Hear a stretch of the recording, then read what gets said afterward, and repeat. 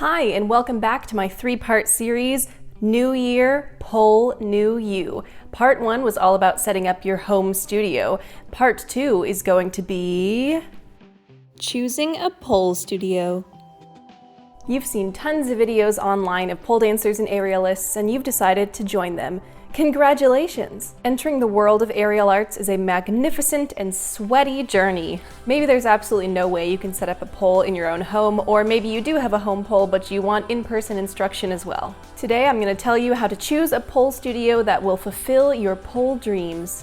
I'm operating under the assumption that you have a few pole studios to choose from in your area, but if you literally only have one, you can skip ahead to this time. This will be the most basic tip that anyone's ever given you, but when you're choosing a studio, first pull up the reviews. There's always going to be some random person who gives a place a 1-star review because they weren't allowed to smoke inside or someone dared to charge them for something that cost money, so you can ignore the obvious outliers like that. What you're looking for is a slew of negative reviews or any alarming patterns. Do most of the reviews say, "I got tetanus after touching these poles," or "Kelsey is like so mean"? Then stay away. On the flip side, if a studio has tons of positive reviews, that's probably a good sign, or it could be a sign that they're buying positive reviews. But that's the cynic in me coming out. Now you're going to check out their websites. The websites should be clear and easy to navigate with a strong indication that they've been updated within the past month. If there's a schedule of classes, make sure it's for the current year and the current month. If there's a social media link, make sure there are photos in there from within the past 6 months. This sounds stupid, but sometimes studios close and they don't know how to shut down their websites, and I'd hate for you to waste your time trying to contact a defunct studio. You also want to make sure that the studio lists safety protocols and FAQs clearly on their website. I'm not saying that a studio without a clear sense of safety on their website is a studio where safety won't be a priority, but that's exactly what I'm saying. The best studios acknowledge that aerial arts are dangerous. This might be a Kelsey thing, but I also go in there and look for language that might be uncomfortable and or triggering. Does the website hit really hard on the concept of like, trim your body up with pole dancing, or the sexiest way to lose those holiday pounds? Does it sound like it only caters to women, i.e., hey girl, or what's up ladies, ready to get sexy for your man? Is there any language about welcoming all body types and abilities, or anything on there that discourages marginalized people? You might think that those are nitpicky things, and you're absolutely valid in thinking so. I've just started to pick up on things like that as I've progressed along in my own personal pole journey. Okay, those of you with only one studio near them can come on back now. Let's talk about the different types of studios. Some aerial studios offer a variety of classes on a variety of apparatuses. There may be an all-apparatus open gym on a Monday, pole class on a Tuesday, silks on a Wednesday, and trapeze on a Thursday. There's nothing better or worse about studios that offer only pole classes and those that offer a mix, but do be aware that mixed apparatus studios may have less space for their pole room. I used to train at a studio where the pole room was shoved in this tiny little space in the back, and that wasn't very pleasant. Let's decide which class you're going to take next. I'm going to feed you a slightly bitter pill at this moment. Open wide. Even if you've been training for months on your home pole and you consider yourself an intermediate to advanced pole dancer, it's likely that you'll be placed in the beginner level class if this is your first time at a particular studio. They don't know you, and therefore they can't trust in your abilities until they do get to know you. Some studios offer little skill tests where you can show off what you know and determine which level you'll be placed in, but don't be upset if you're lumped in with the beginners. And trust me, I'm the queen of being lumped in with the beginners, especially with silks. And yes, it sucks and it's frustrating, but with my 2020 hindsight glasses, or would those be 2022 hindsight glasses, I can see that it was being done for my safety. So across the board, you're going to be looking at the beginners classes. These can come in a few varieties depending upon the studio. You might see a class called Beginners Choreography. If it has choreography in the name, that likely means you'll be doing mostly floor work and dancing moves around the pole, spending the whole class time working towards a routine. These classes are usually about 6 weeks long, meeting once a week. That's how the studio class I took a few months ago went. There are some that might just be called Level 1 or Level 1A that would last for an entire 12-week semester. In these classes, you'll likely learn a slew of beginner moves and begin to place them together into a routine that you'll show off at the end of the semester, maybe in something like a student showcase. I'm not sure that every studio does showcases though, so it could just be a semester of basics, and then at the end there's a little test to make sure that you can level up into the next class bracket. That is how the majority of my old studio classes went, and I feel that that is more appropriate for building strength and skill. That way you're not trying to move immediately into like inversions or something after only a couple weeks on the pole. Classes can also be divided by spin or static, so if you find a class called Level 1 Spin Pole, that means you'll be working with a pole that rotates. If you're not interested in the whole pole moving, you can choose a static class and start from there.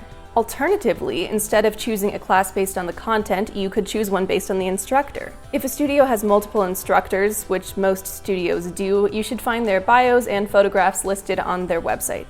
Maybe you know one because you've seen them on Instagram before, or maybe your friend worked with them and recommends them. Here's also something to consider. Finding a pole instructor who's similar to you might go a long way. For example, if you're plus size, taking a class from a plus size pole instructor might help you feel more relaxed and confident. It can be something tiny too, like how my favorite instructor of all time had hairy legs, and I usually have really hairy legs too. It's not always the case, but sometimes seeing a body that looks and moves like yours conquering the pole makes you believe that you can do it too. Instructors have different styles. I trained under a dancer who took pole very seriously and was all about clean lines and pointed toes. Their peer was a backpacker/whitewater rafting instructor who focused more on getting into the move any way you could and having fun. Instructors are sort of like therapists. It's okay if your first one isn't your favorite, but you gotta try someone to start out.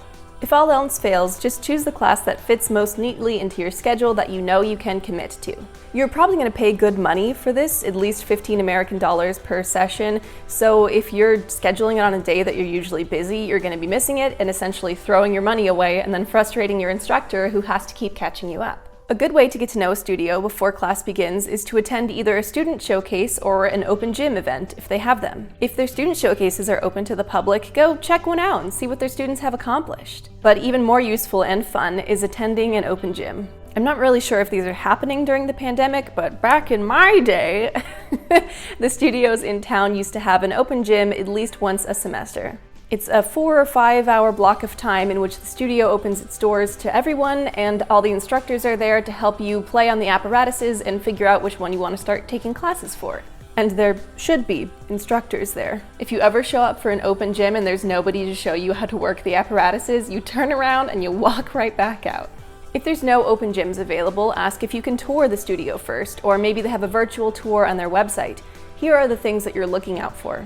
Is the space clean, well lit, and adequate for the amount of apparatuses? For example, I once trained at a studio that was probably only about 200 square feet and there were 6 poles in there, so if everyone was on their pole, we were all just kicking each other, or at least 3 of us were kicking the wall at any given time.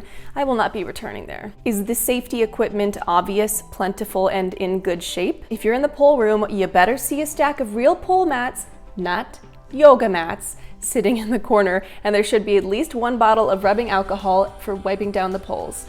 If you're out near any of the other apparatuses, if they have them, they should have big, thick, squishy mats underneath them, and they should be rigged safely into the ceiling, i.e. you can't see them coming undone and showering sawdust down on you or something like that. How are the teachers interacting with you / the other students / each other? Is the person showing you around looking at their phone, or are they engaging with you and answering your questions?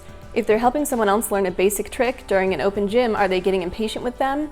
Are they asking before they touch you, being alert spotters? Okay, and this might sound petty, but if you can tell that the instructors don't get along, or you can hear them exchanging catty comments with her, then it's highly likely that there's some sort of weird energy going on in the studio that you probably don't want to be part of. The last thing you want while you're upside down is for an instructor to be making a snide comment about another instructor when all you need is for them to watch out for your safety. Just like I mentioned with checking out the website, you can also check out the type of language the instructors are using. Are they encouraging people to sign up just so they can lose weight?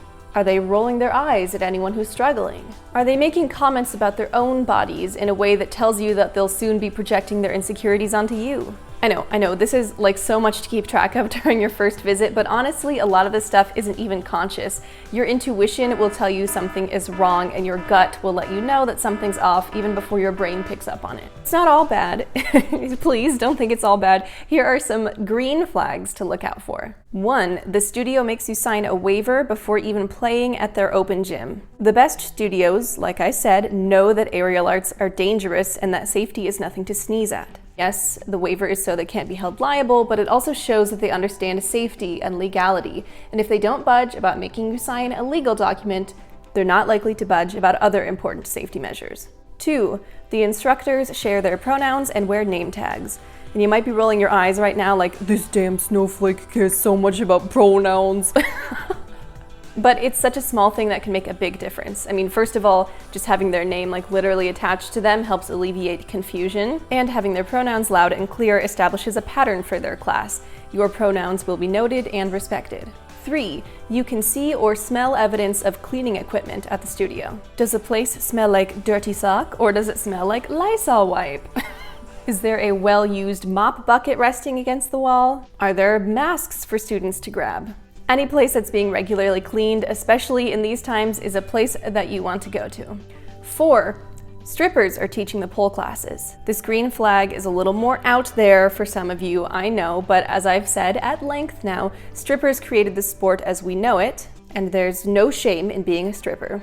If the studio honors strippers and gives them the platform to teach what they know, then that means they respect strippers. Instead of doing that weird backhanded thing where they're like, oh, well, we do pole fitness here, nothing like that. To be clear, there are many wonderful pole studios that don't have strippers as teachers. It's not a requirement. It's just something to look out for as a green flag, but it doesn't have to be there, I hope, and I think you can understand this. Okay, goodbye. And number 5, people are having fun. I've been to studios before where the instructors act like they're doing you a huge favor by showing up to teach the class that they're being paid to teach, especially like the basic beginner baby ones. If you see an instructor having a great time showing 15 someones in a row just how to hold the pole, then that means they're not going to make you feel bad for needing more instruction or not getting the basics right away. They will not begrudge you any inexperience. So now you've seen the place, signed up for classes, and wrote everything down in your planner. You're ready to go, and class doesn't start for another month. But what do you do while you're waiting for class to start? Well, I'll tell you in part 3 of this mini-series, so you're not on the pole yet. Thank you for tuning in to New Year, Pole New You, and if you liked this, go ahead and like, comment, and subscribe. I'll see you in the next one. Bye!